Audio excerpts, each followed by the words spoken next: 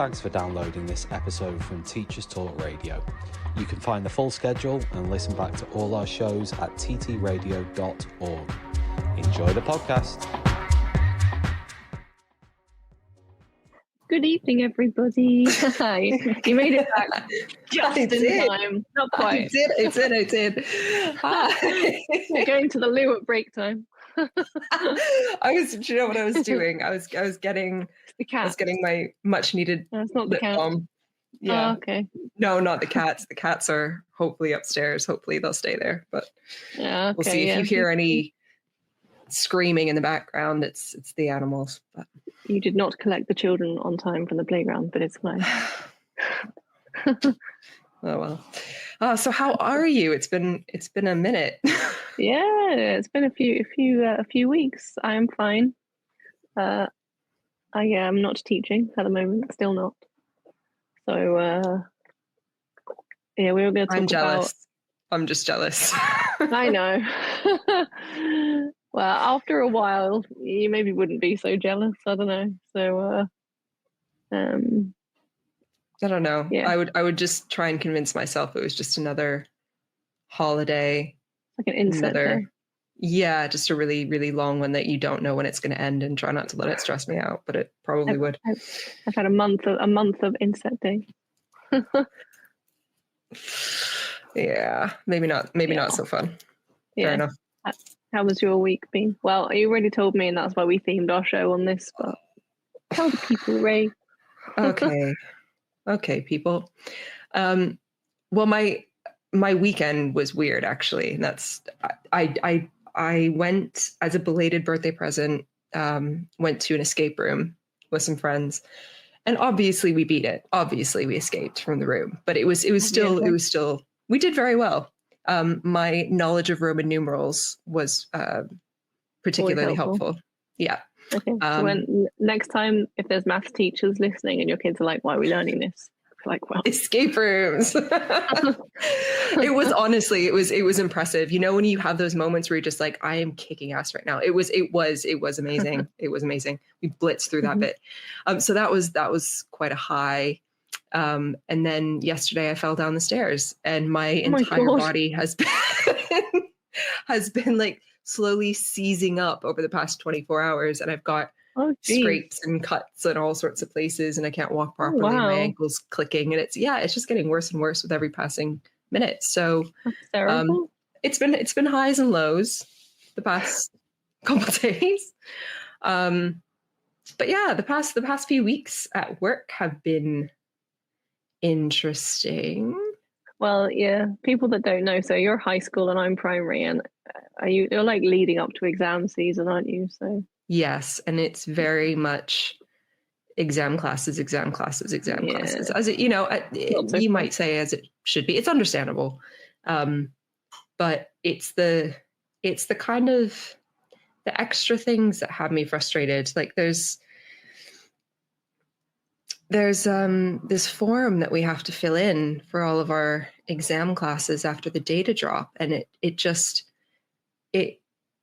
we sat down to do it, to help each other do it today, and we only had like half an hour to kind of get through it, and I got maybe halfway through one of two, and it was so fiddly and so ridiculous, and I just kept thinking there has to be an easier way of getting the required information. Do we not have it? Why am I doing maths on my phone calculator to fill in a Word doc about, and furthermore, why do I have to? Why am I doing this? Why is anyone doing this? Yeah, we're all just kind of sat there screaming at various tabs that we had open, and just thinking like even the math teachers who could probably do this in about 1/10 of the time that it's taking the English folk here. They're probably wondering, why are we doing this? Yeah. What is the point? I understand. My head of department, bless her, kept saying, you know, it's useful to become, you know, to work better with data and to understand. And I like data. I don't mind numbers. I enjoy a nice color-coded spreadsheet. I find them quite satisfying. And I do like finding the patterns, and I do like seeing the outliers. And I actually quite enjoy that. I have nothing against data in principle. It's what we do with that data. It wasn't the data that I was objecting to. It was there's two sides to it, I think. There's I don't like seeing my students, my individual humans that I know, reduced to a color number on a spreadsheet. That bothers me. These are kids. But the other thing that was really the why are we doing this of today anyway was, why am I having to crunch all these numbers that have already been crunched just to type them up on a Word doc that's going to go to someone in an office so that you can turn to someone else who's not even me, who doesn't even know these individual children, is just going to look at that form and try to justify something. I was like, this whole process is ridiculous. And then trying to do it on a tiny little laptop with my fingers on the touchpad, I was like, I'm too millennial for this. I need a big screen and I need a mouse. I can't handle it. It wasn't the data that was the problem. It was the filling in of the form. It was what was being done with the data. I was like, who is this helping? Yeah. It's not helping me. I can tell you now. Looking at the pre-crunched data spreadsheet, actually, in a couple ways was informative, if not enlightening. But the filling in of the Word document, that helps me zero, and it helps my students zero. So who are we doing this for? The DFE. I don't even know. Did they there's no way that every teacher of every exam class in this country is sat hunched over their laptops right now filling in that same stupid Word doc. There's just no way. I don't think there's got to be. I don't know. Like I agree with you. There's like some data that I've done in my time as a teacher, and I've looked at it afterwards. And I've been like, this is helpful. Now I know what to teach. Now I know what not to teach. But like the whole idea of like with the maths tests that we do, you have to fill in the spreadsheet, and it's like an X if they get it wrong and an O if they get it right. But it takes hours, absolute hours. And like you're sitting there for hours, like XO, XO, XO, and then oh my God, I missed a number, I missed a question. Oh my God, I have to go back now. And like the amount of time that it takes to fill in the data, it's just like I could flick through the test and probably get more of an insight without having to fill in without having to like spend hours filling in a spreadsheet, like hours. Because you're not doing it for you. Like if you can get that same information or better information by flicking through something in your own way in your own time, and you're then going to use that to help your students. The spreadsheet, or in my case, this ridiculous Word document, they're not for us, and they sure as hell are not for the kids. So I just feel like anything that's not, maybe this is just my naivete and my stubbornness and my refusal to grow up and be an adult, but I just feel like we shouldn't be doing anything that doesn't make us better teachers or make our lives easier and doesn't help the students learn more or be better people. So if it doesn't tick any one of those boxes, get in the bin. Get in the shredder. In the shredder, directly in the shredder. Set it on fire. Burn the whole thing down. That's just like, it's not efficient.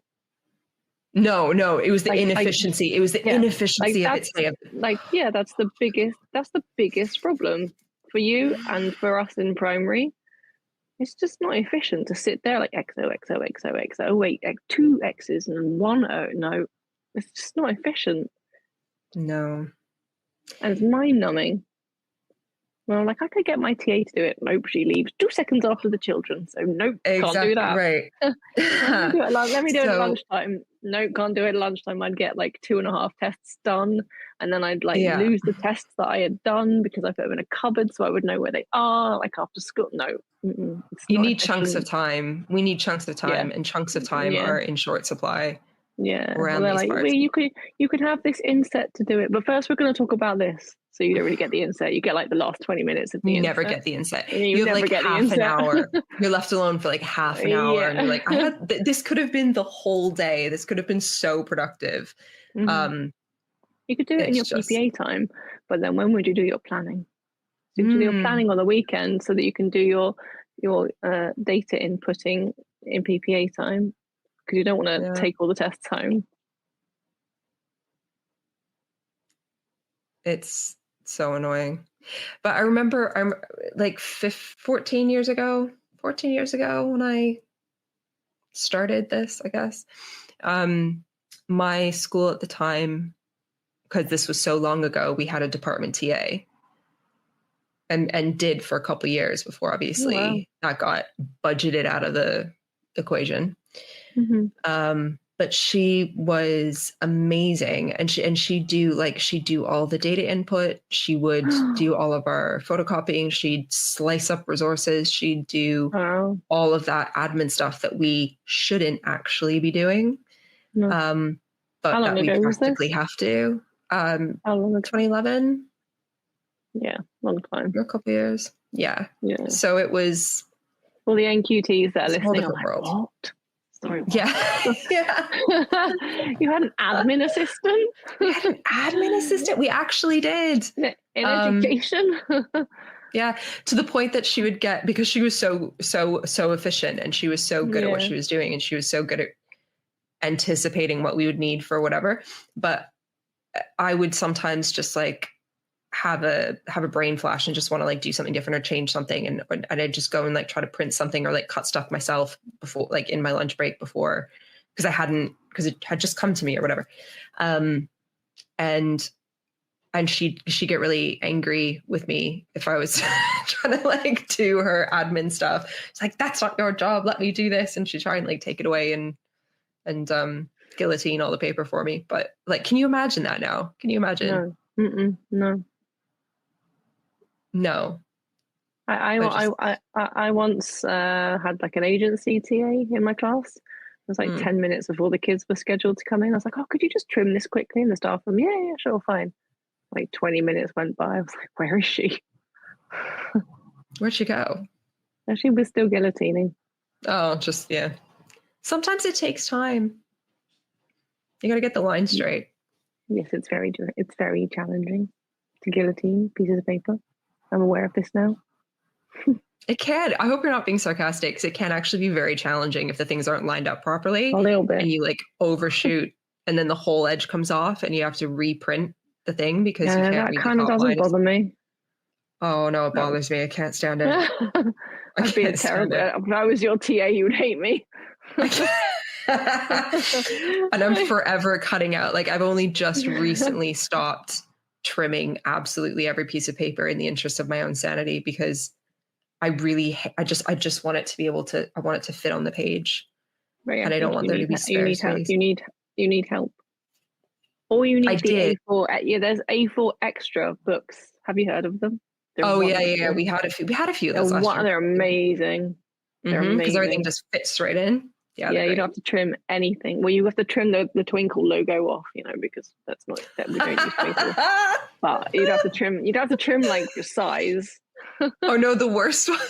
The worst thing isn't Twinkle. The worst thing is or any, similar website where people make things and I buy them, because that's how the world works and I love it. But because the worst thing is 5 hours inputting data, so you have to buy stuff. Exactly. I can't make my own resources because I spend all of my awake time, all of my waking hours in this short, blessed life entering data. The worst thing isn't those websites. The worst thing is when you Google something, you're like, oh crap, I just need a revision sheet or something, and you find like they've obviously put it on the website, so it's available for exam classes to revise from, right? Like another school's resources, like they've made a revision booklet or something, or another school has made worksheets, and you download it because they're great. And why would you not? Why would we reinvent the wheel? Absolutely. Yes, we don't do that. And then you print them off, and then you hand them out. And the kids are like, this isn't green school academy. Like, what is this? And they're like, oh yeah. I think I worked there one time. I don't know. I actually haven't done that in a long time, but I caught one of the science teachers at my school doing it Friday.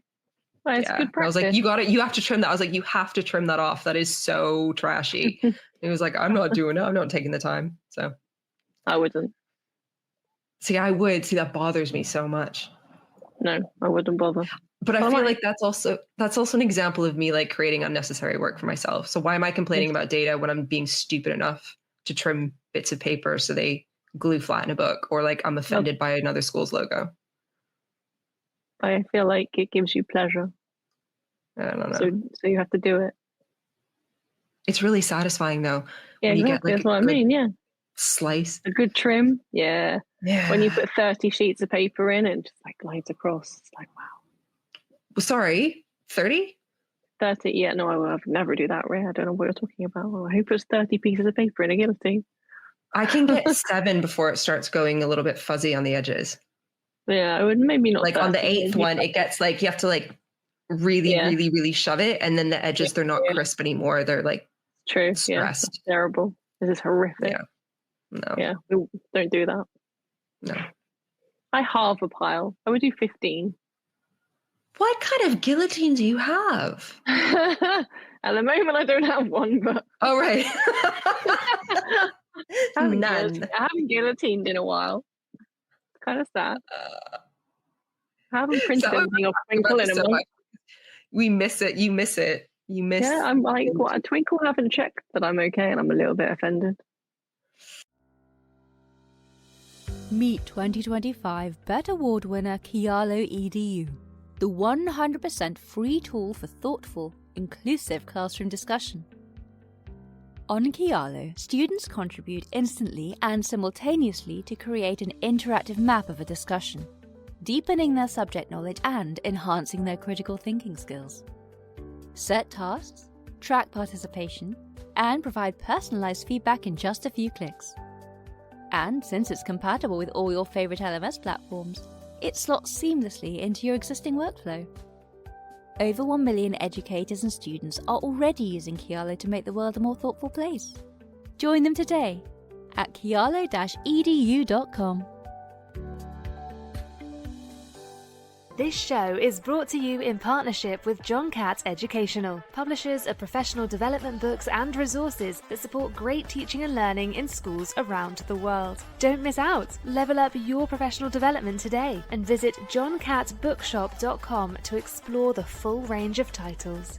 Use the code JCTTR2425 for 20% off your order.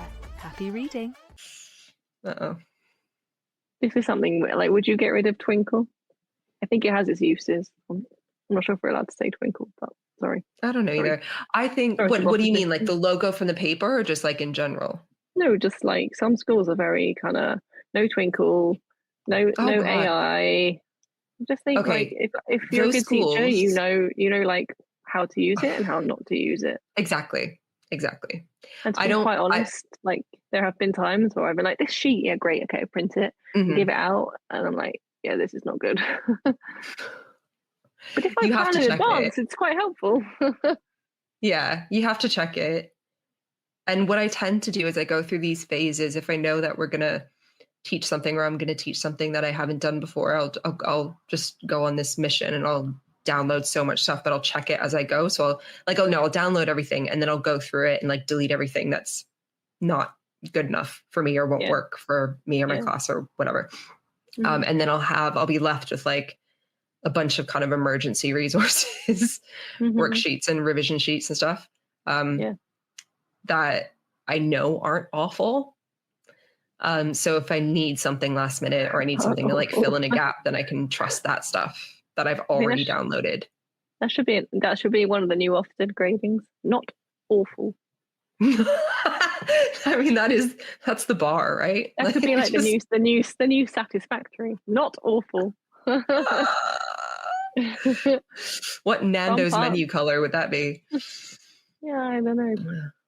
Yellow? Green. Should be bright green. I feel like not awful at this point in my life is pretty good. Yeah, like a happy color. Yellow, probably. Yeah, yellow. I think yellow is a good choice. We should tell all our listeners that we have very nice advertisers who help us with all our shows. We lost an advertiser. Well, we didn't lose an advertiser. On our last show, you would have heard us talking about the Teachers Talk Connect, which Rae went to. And today's show is about what things that we shouldn't do, but that's probably something that you should have done. Yeah, it was incredibly useful and incredibly. I've actually used a lot of things in lessons that I picked up from Teachers Talk Connect. That's really good. Which is amazing. I was also like on the verge of having a full-blown panic attack the entire day. So I was not. It was not because of us, not because of TTR, just because of just life. And so that was a bit weird. But the fact that I felt that awful and made myself go because I didn't want to miss it, and then managed to get as much out of it as I did, even given my state of mind, I think is a testament to how amazing everybody who was there actually is. Yeah, it was great. What have you used in the classroom that you learned? Just picked up from it today, just this morning. Then we can go back to complaining. Yeah. So this is a positive thing. We don't like to do this here. So just this morning, it's a positive pause. I did a whole thing on thesis statements and introductions with my year 11s on how, as part of feeding back on their most recent mock exams. And I used kind of a combination of a couple of different presentations that were given in the English rooms at TTR Connect, and it went over pretty well. I think they kind of, I think I scared them a bit. I think I went in a bit too hard with it. I think I was a little bit too enthusiastic, if I'm honest, about the things that I think I was like, and these really good examples, and they were like, calm down. But no, but it was good. I think it made things click for them. A couple, you try different things and you see what sticks with different people. But I wouldn't have had the resources or because of time and our jobs and constant spreadsheet filling in, wouldn't have had this headspace to think through that and come up with examples and lessons from my own head. So I mean, this is what teachers do best, right? When we're sharing good practice and actually supporting each other and using things and adjusting things to make it work for us and our students. It just makes everything so much easier. So incredibly worthwhile day in spite of my brain trying to sabotage it. It was great. Well, because we never get the chance to network because as we said at the beginning, we're too busy doing data input. Yeah. And sitting in and having insets, false promises for data inputting insets. But hopefully our sponsors can help you out with some of your other teaching problems. So I think we have a new sponsor. They are called Key Allo. They won an award at BET, which was only a few weeks ago. So Key Allo is a 100% free tool for thoughtful, inclusive classroom discussion. Students can instantly and simultaneously create an interactive map of the discussion, deepening their subject knowledge and enhancing their critical thinking skills. Wow. So they have over 1 million educators, so I assume it's around the world. And students are already using Key Allo to make the world a more thoughtful place. You can join them at keyalloedu.com. We can try and pop the website on the screen in a few minutes.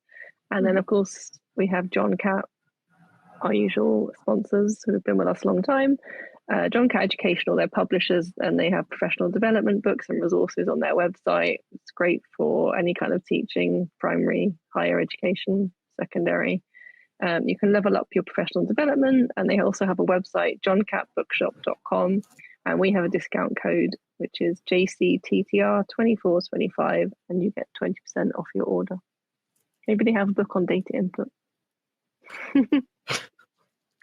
I don't want to book on it. I just want it to stop. How to? I just want it to stop. And you know the How to other not. thing, how to not, full stop. How to not? How to avoid? Yeah. The other thing that I was moaning about today, my head of department has like, she is a saint. She actually is a saint. She's one of the genuinely nicest people I've ever met in my entire life. But I feel like I'm going to push her to her limit one day, because just the level of the complaining that comes out of my mouth. So today as well, it was pointing out, I think that I think this is justified. I have no idea what your viewpoint is on this as a primary teacher, because I don't know how different things are for you, right? But in secondary, if you're a history teacher, okay, and you have a year 11 class and a year 13 class and all the other year groups and whatever. So if they say you're going to fill in this spreadsheet or this insane illogical Word document or whatever it is after every data drop for every exam class, you've got your one year 11 history class, you've got your year 13 history class. That's it, right?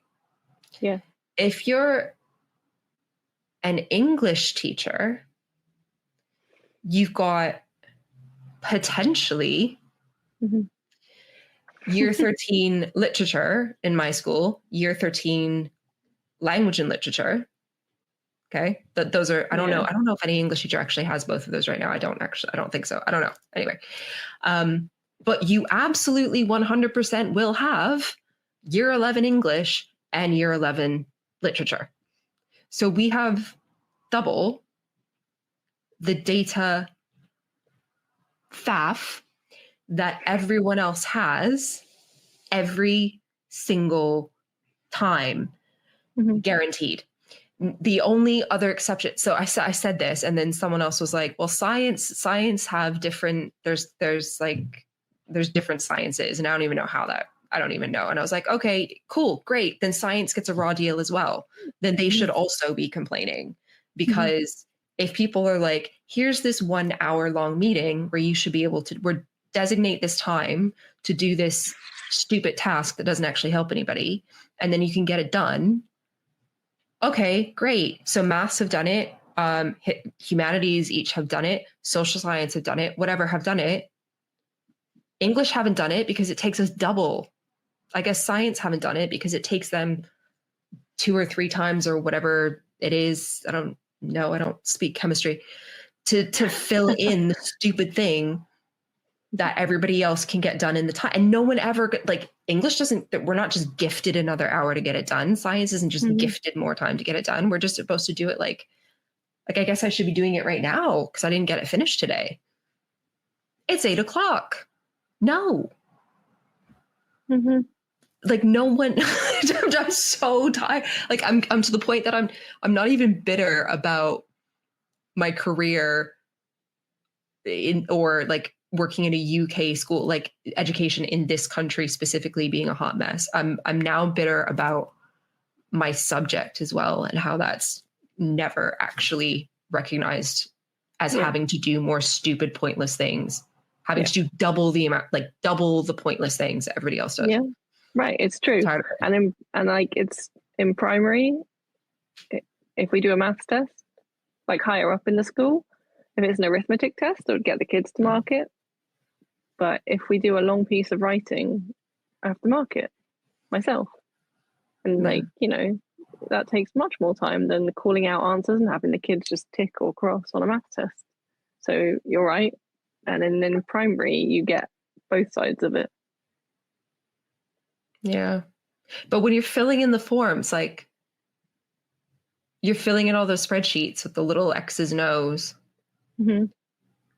Does it, well, I guess everyone just has like their own class, don't they, for different.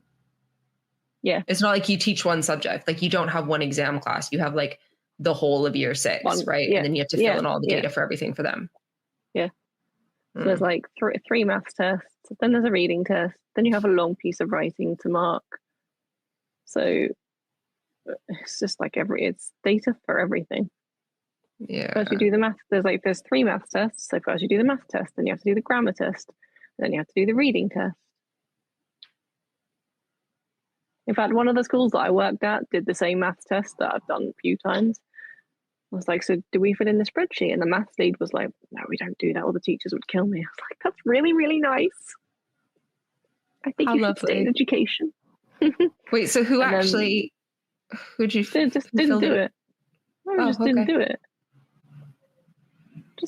Yeah. Well, see, that's what I was thinking. I was sat there today and I was like, if I just don't have time to do this, if I just don't, what's going to happen? Like, is the sky going to fall? No, exactly. Is the world going to end? Are these kids that would have gotten 4s going to get 2s? Like, because they didn't fill in a Word document? I actually would rather like flick through it and just scribble notes down. I think it's more beneficial. Yeah. But it's the constant, like, I just wish I was deeply unbothered by this, as I probably sound. But the reason I'm so angry is because, as I've had to say to somebody today already, I want to do things properly or I don't want to do them at all. And I feel like we're constantly, as teachers, having to half-ass things because we don't have time to do it properly. And it's like, that bothers me. I don't want to do that. I'd rather just not do it at all. Yeah. So why are we doing it? Why are we doing this? Meet 2025 BET Award winner Kialo EDU, the 100% free tool for thoughtful, inclusive classroom discussion. On Kialo, students contribute instantly and simultaneously to create an interactive map of a discussion, deepening their subject knowledge and enhancing their critical thinking skills. Set tasks, track participation, and provide personalized feedback in just a few clicks. And since it's compatible with all your favorite LMS platforms, it slots seamlessly into your existing workflow. Over 1 million educators and students are already using Kialo to make the world a more thoughtful place. Join them today at kialo-edu.com. This show is brought to you in partnership with John Catt Educational, publishers of professional development books and resources that support great teaching and learning in schools around the world. Don't miss out. Level up your professional development today and visit johncattbookshop.com to explore the full range of titles. Use the code JCTTR2425 for 20% off your order. Happy reading. This is Teachers Talk Radio, and this is Teachers Talk Radio News.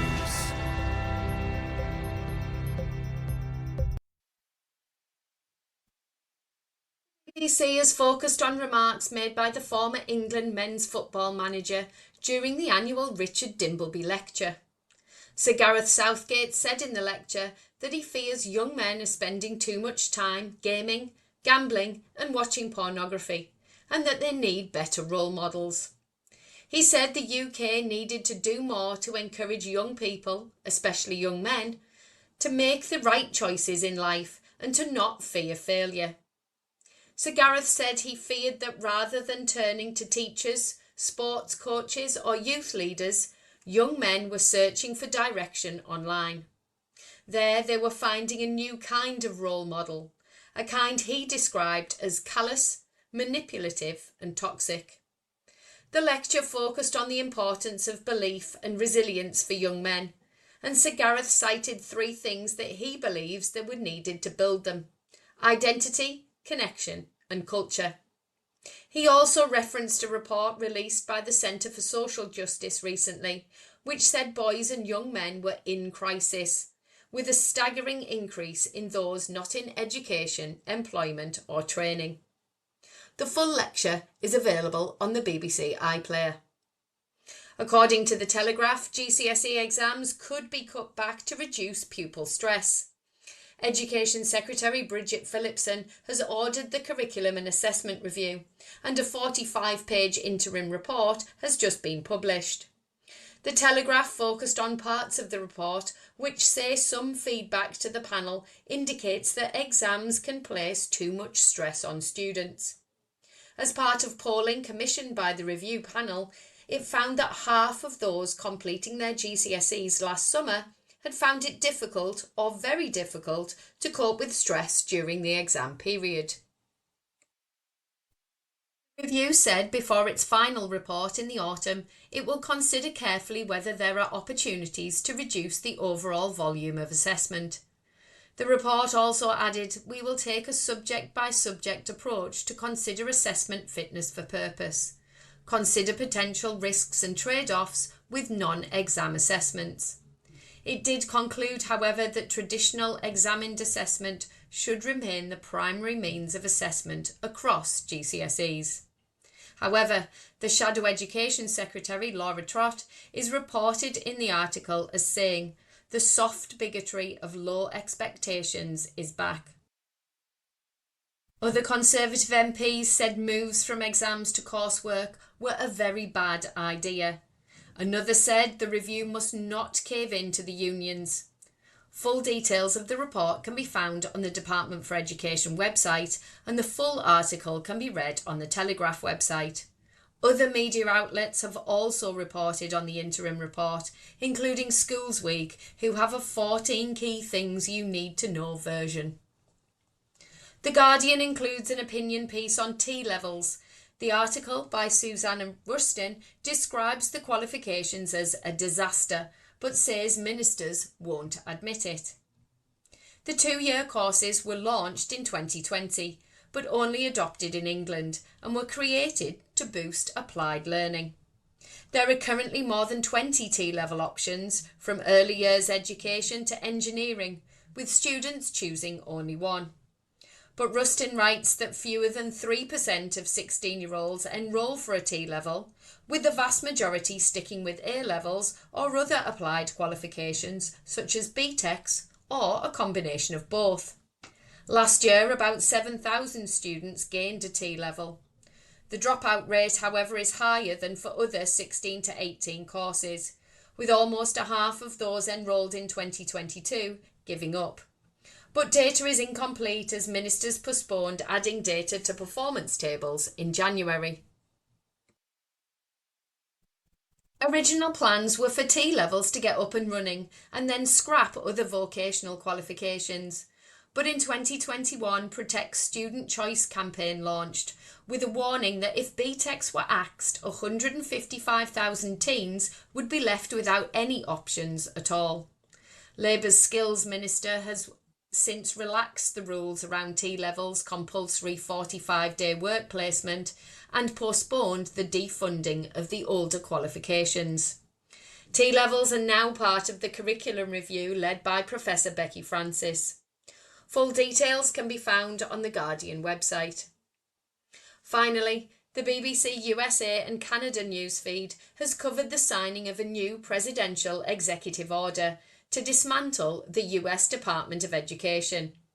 President Trump signed the order, fulfilling a campaign pledge, having accused the department of breathtaking failures and vowing to return the money it controls to individual states.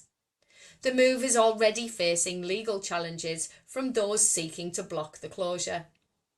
Most US children attend public schools, which are free and run by local officials. The Federal Education Department administers student loans and runs programs to help low-income students. It does not operate schools or set curriculum, as this is primarily done by states and local districts. Trump has accused the US Department of Education of indoctrinating young people with racial, sexual and political material. America's largest teachers' union recently criticised Trump's plans, saying he doesn't care about opportunity for all kids. This has been Teachers Talk Radio News with Jo Fox.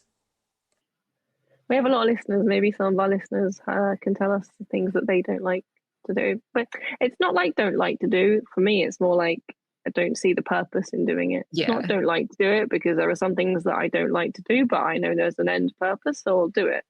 Right? Mhm. Like marking a long piece of writing, I don't always enjoy it because it takes time. And if you don't do it, in lesson and you do it at the end of the day, because who knows what happened in the middle of the lesson that you couldn't, I feel like you sit there at 5 o'clock in the afternoon, you read pieces of writing, and like, where are the full stops? It just doesn't make any sense. It's killing me. Yeah, it does. So like some things that you don't enjoy them as a teacher, but there's still purpose to them. But when there's just no purpose to it. And I that's the remember problem, right? at my first school, all the subject leads were given a sheet. It was like, whenever you do something for your subject, write down when you did it and what you did. Well, why? Why? Because if I did it and it has an impact, you'll see the impact. I need to record that I did it, and when no, please, come on. You shouldn't need to record that I did it because I did it. How much of this, like, I feel like it fits into, they're trying to do something that they think Ofsted wants, or they don't very much trust so, us to be professionals. Yep, there's that. And we need to prove ourselves, Mhm. validate our paycheck, I guess. Or they, I just forgot the third reason, which means it obviously wasn't a good one. So, like, what is it? Just Ofsted and then micromanagement? I think it comes down to like the confidence of your senior leadership team. I agree with you. You hired me to do this job. You should trust me to do it without having to need paperwork to back up what I'm doing and what I'm saying. Is that the cat? Can you hear the cats? Yeah. Yeah, sorry about that. Okay. Yeah, and it's just really frustrating. It's like, why did you hire me as a professional adult to do this job, and then I have to? I mean, I'm not saying my school is like that. I'm not saying this one absolutely insane document that we have to fill in is like, they're not micromanaging, and they actually do trust people, and my colleagues are generally lovely. But I have worked in an incredibly toxic place that was just everybody breathing down your neck constantly. And it's just, it's not nice. I don't know why. No, I don't know why anyone would ever put up with that. Like, I actually don't think you can teach properly in those kind of environments, because you're constantly like looking over your shoulder. You're constantly second guessing. You're constantly wondering, do they want me to teach this way? When actually, if you're experienced and you know what you're doing, you should have your own way of teaching. Well, even if you're not experienced, you have to like find your own way of doing it, not the way you think someone else wants you to do it. Yeah, supported to find your own way rather than bullied into doing it a certain way. Yeah. So, I think that's a lot of it. A lot of it's control or fear. Like, you have to do this stupid, pointless task because the head of department says so, or their line manager says so, or the head says so, or the governor say so, or whoever. And no one actually has, like, why? Yeah, no one has the guts to turn around and be like, no, we're not making our staff do this. Like, I feel like a huge part of being a leader is being that buffer. I think I've said this on the show before. You have to be a buffer between the onslaught of stuff from your higher up and your people below you. Like, you can't just shovel it downhill. You have to be a buffer, and you have to be willing to protect your team. And so many people just aren't willing to do that. But that's like, you said, like, horrible. Are we doing it for Ofsted? And some leadership teams 100% do it for Ofsted, and then you get other leadership teams that are like, no, we're not doing that in our school. We don't need to, and it's not going to have a profound impact, so we're not doing it. But I feel like those kind of leadership teams are hard to find in education. Yeah, especially if you're in a school that's through possibly no fault of the individuals on the leadership team. It's in some kind of special measures, or it's new, or it's just changed from one, or there's a new, like, there's so many situations that would make people a little bit less confident or feel like they don't have the evidence, or they're not in a position to take that stand, I guess is what I'm trying to say. It's which I understand, but also stop making your team do pointless stuff. Just push back. Just say no. Because the little drones, the little worker bees, they're never like, they don't have that. They don't have as much power, and you have to protect that hive. Yeah. What is JBL saying? I worked There's, until 6 p.m. every day from a 7 a.m. start. What I didn't get done in that time, I didn't care about.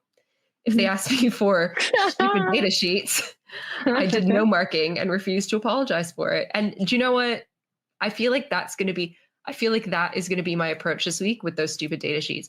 And luckily we have a little bit of gain time because you're 12 on work experience, but I lost my one gained period to a meeting today. So I think I've only got of course. Yeah, one or did. two. Of course you I've only did. got one or two more. But I'm gonna try and get those done in that time. Yeah. And if it doesn't get done, it is not getting done in the evenings and it is not getting done on the weekend. And you shouldn't be expected to. No, because I've got, marking and planning and stuff. And marking of things that I don't actually have to mark. And I don't, according to the policy, I don't have to mark them in as much detail as I am. I'm marking them the way I'm marking them because I know it's going to help the students. I'm doing what I know in a very specific way that I know is going to help them. I'm not doing the marking because I have to do the marking. I've chosen to give them this thing and I've chosen to feedback the way that I'm doing it. And that to me is more important than this stupid data sheet that there's an official deadline for. I don't care. I think you should rename the file on the school server. Right? Stupid data. And manually. They're Word documents. Why are we doing anyway? Why is it a Word document? Oh, don't they don't want to give. I know. Why aren't we doing it on PowerPoint? They don't want to give. They don't want to give the English teachers spreadsheets. It's okay, Ray. It's okay. I like a spreadsheet. I bet the math teachers got spreadsheets.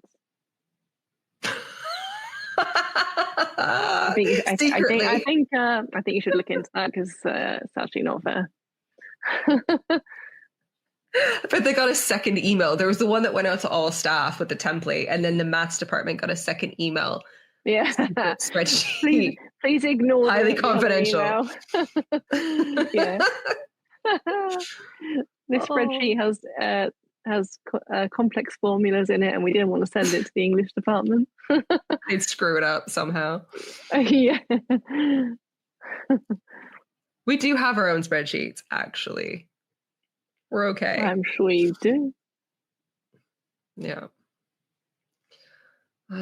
So what was the other? I feel like we've gone on endlessly about my stupid data. We spoke about data for a long time, but data in fake inset promises. We don't appreciate them. Yeah. What other stupid things? You don't appreciate my guillotining, which is fine. No, I don't. But what other? I was thinking this is just not something that happened today, but I was thinking of other things that like in my recent teaching career, I've just sat there going, why are we doing this? Oh, okay. Someone actually said this to me and I didn't agree because I think it's actually quite useful. Okay. I feel like if I were in your position as a primary school teacher and someone tried to pull this on an inset, I would cringe so hard that I'd die on the spot. So, okay, in insets where they're trying to demonstrate like a technique or an activity or a task or something, and they get you to do it. Yeah. They get the teachers in the room to do the thing. Now, 9 times out of 10, depending on what the thing is, I'm like, this is obviously valuable because you're experiencing what the students are experiencing. You can anticipate who's going to respond how to it and therefore adapt it, like whatever. But a couple people have said, and one person said very recently, they hate that. Like they hate it. They sit there the entire time thinking like, why are we being treated like children? Why are we doing this? Can you not just like take us through it or get us to watch a video of kids doing the thing of watch like a video. Sure. Like no, but like what do you know what I mean? I think they were thinking like in a classroom, like you film a teacher delivering it in a classroom, so you see how the teacher would deliver it to students, so that in a way that you also don't feel like a student being patronized, I guess. So you see it in a classroom, in an actual classroom environment, and how it would function, rather than being made to like teacher enroll, participate. But I feel like experiencing the actual activity or the process yourself I agree with you. is Yeah. valuable. Yes, But like, I have agree you with ever had people come in an inset day or a training day or something and like make you do some embarrassing stuff for 6-year-olds? Not embarrassing. No. Just before I Yeah, left, but we had a maths. You're My a version primary of teacher, so embarrassing is different to yours. would I think it was embarrassing? Our insets aren't that different to yours. Okay. Really? Okay. No. We had maths inset just before I left, and the maths lead was like, here's some resources, like figure out what to do with them. Right, because if you want Okay. if you want the kids to use them and learn with them, then you need to do it so that you understand the Right? thought process of how to Right. do it. This is And a YouTube video is not going to do that. Like I feel like your brain as the teacher has to go through the same steps as the children. Yeah. Yeah. Otherwise, how can you teach it? That's I get it though, because like just before I joined the school, I went in for an inset. And we had this like physical restraint training, and like that was a little bit awkward.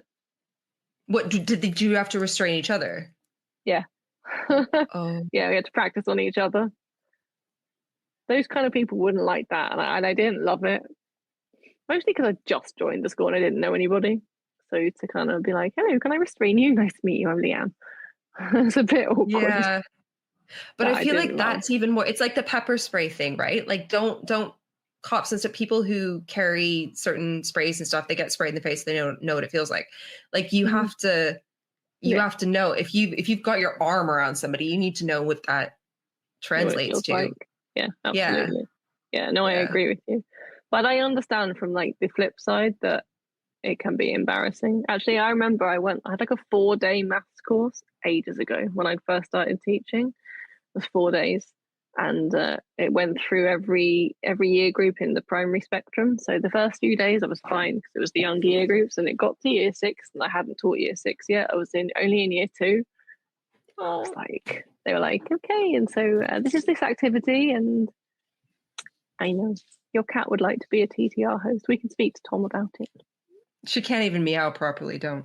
Yeah. She can't meow properly. We're equal opportunities employer. It's fine. Yeah, I actually remember the activity. It was a really cool activity. Now I remember it, and I know how to do it. But we made a protractor. No, yeah. Yeah. Cool. Like a paper one, like a human sized one, was really, really cool. Oh wow. But I remember sitting there and they explained it, and they're like, okay, go and do it. And I was like, I don't know what to do. I'm just going to sit at the table and hopefully somebody will give me something and I'll cut something out and it'll look like I'm doing it right. Oh. But yeah, no, I get that. I think there's like two sides to it. You have to know what the kids are going to go through, so you have to do it yourself. But then it can be quite like anxiety inducing, I guess, if it's a concept that you actually don't get, and then the person running the inset is like, okay, now you're going to do it. It's really anxiety inducing, but then look, it's going to be the same for the children actually. So exactly. It's good that you're going through those emotions. You understand the kids hopefully a bit better.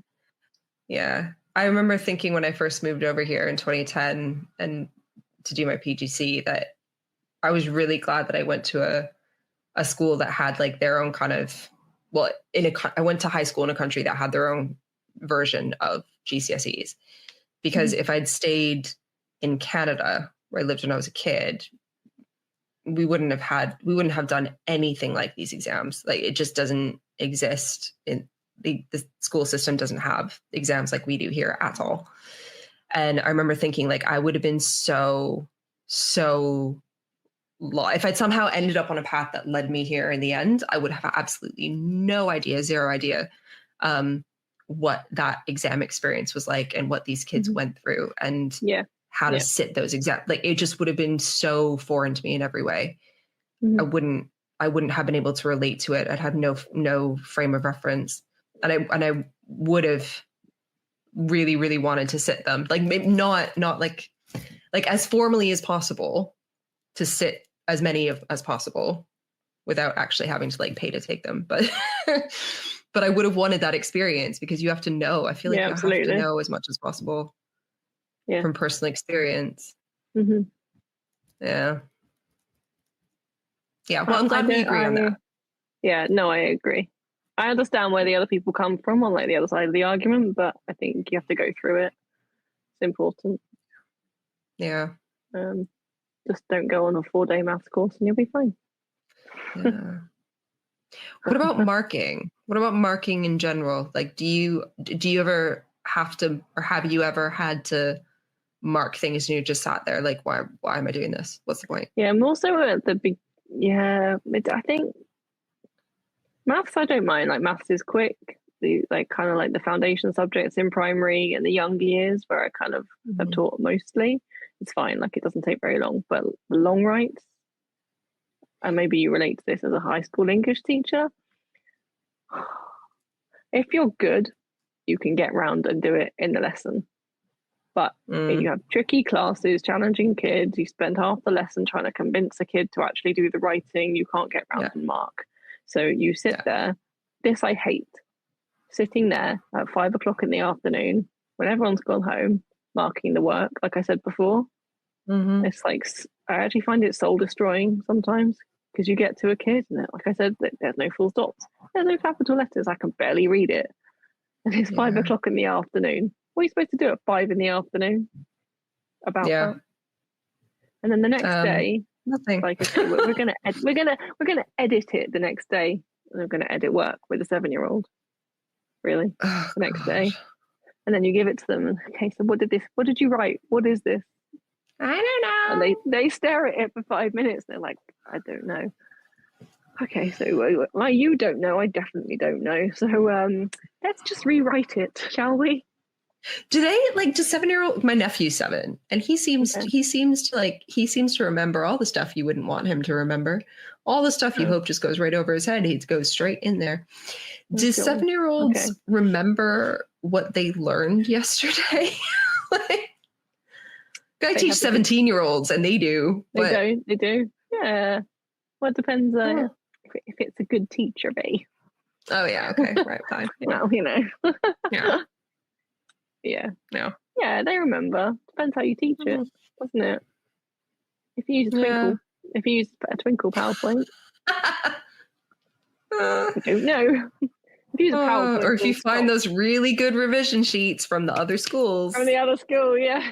Yeah. If you use the worksheet from Apple High School, then maybe not. But yeah, Green Apple High, yeah, great Apple High. With the watermark, their logo watermarked on every single page, so you can't cut it off. Yeah, you can't. Those are the good ones. The kids are like, there's something over the words. That's fine. You can still read it. Just decoration. I printed up a math sheet once, and I think I took a photo of it because I couldn't print it, and then I printed it, and people in the staff room were like, "That's really hard to read." I was like, "No, it's fine. It's okay." That I don't like. I really don't like it when the kids who are 7 are like, "I can't read it." I'm like, sorry, if I can read it, you can read it. It says 12 plus 12. It's fine. Go do it. Oh, it was a great sheet. I can't find it anywhere else. I didn't know how to print it. Here you go. Tough. And I trimmed it. Yeah, tough. I trimmed it. 15 at a time. I spent 20 minutes trimming it. You're gonna do it. That is, yeah. I don't like such that. A horrible when you find a really great sheet, right? Yeah, and it's got a watermark on it. That is annoying. That's worse than data input. Yeah.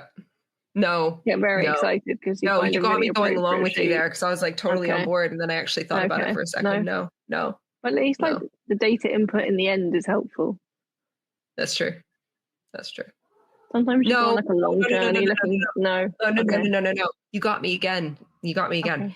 Looking at the data, like seeing the data. Okay, the initial data input, so you can see patterns and stuff. Like, because I like visual things. Like, anything that can be color coded, great. The cat agrees with me. Just by the way. Yeah. That's useful. That can be useful depending on what you do with it. Obviously, it can be informative. But then taking that data mashing it up a little bit and spitting it out onto some other file and inputting that rejig data again. No. Yeah, don't do that. No. The cat agrees. No, don't do it. He's screaming because we keep saying the D word. Also, the data input, okay, fine. The class teacher, subject teacher should probably be doing that. But like, I don't know. I think like the analyzing of the data, there are people that get TLRs and I think they should be doing that. Wouldn't that be nice? Right. Uh-huh. And then like you give it back to me once you've analyzed it and then I'll use it to teach. And how about you go through after you've analyzed it and then you decide if you have any questions that you want to ask me and I'll do my best to answer them. I'm not going to preempt your questions. I'm also not going to answer 15 generic questions that may or may not apply to me, my students, or my subject. So just go do your thing, poke around with the numbers. And if you have any queries, my door is open. Let's do it that way. Send me an email. Yeah, just send me an email. Don't come in my room.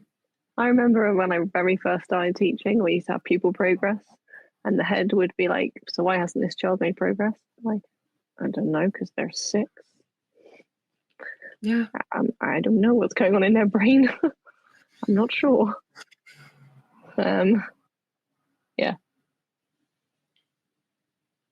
Yeah. But just before we go, we'll tell you guys about our sponsors. We have Key Allo, who are a BET Award winning. Key Allo is the 100% free tool for thoughtful, inclusive classroom discussion. Students can instantly and simultaneously create an interactive map of a discussion. They can deepen their subject knowledge, which is what Ofsted want, by the way. Just a side note. It can enhance their critical thinking skills. That's great. It's a skill. We're supposed to be teaching skills now. Very important. Yeah, you are.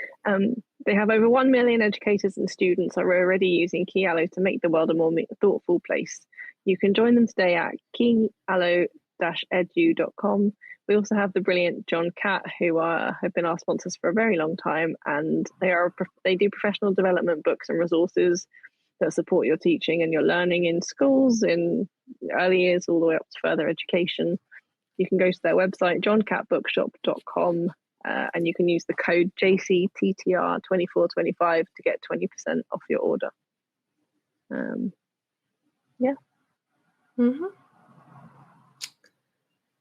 And read. They have books. You can read. Data. No, I was just going to say you can read instead of inputting data. Yeah, you should read books instead of the inputting data. That is our recommendation. That's our final recommendation. Buy a book from John Catt, level up your professional development. Yeah. And then go to your head of department and be like, I'm not doing it because John Catt said I don't have to. Look in the book. Good luck with that. Yep. Yes, good luck. Yeah. So Rae's in school tomorrow. I unfortunately am not. Thanks, Lianne. It's okay. We like to be honest on TTR. Yeah. That's great. This is not fake news. No, this is 100% true misery. That's what this is. This is a true teacher chat with a cat. Oh, there's 2. Oh, 2 cats. I can just see it. There's 2. Yeah. That's why they're so loud. They're always trying to kill each other. Chat. Okay. Yeah. Well, if you've logged in to listen to us, thank you very much. If you've logged in just to see Rae's cat, that's also okay, because our numbers go up either way. That doesn't matter why you're here, but we appreciate you coming to listen to us. We do, and so do the cats. And so do the cats. Yeah. On that note, yeah. See, all right. The cat knows that we're done for the evening. Your cats are very clever. They know. I know. Yeah. Right. Thank you Well, for have listening. a lovely evening. Yes, It's thank been you. grand. It's been lovely. See you in a fortnight. Talk to you soon. See you later. You've been listening to Teachers Talk Radio. Tune in live and listen back at ttradio.org. We look forward to hearing from you next time on Teachers Talk Radio.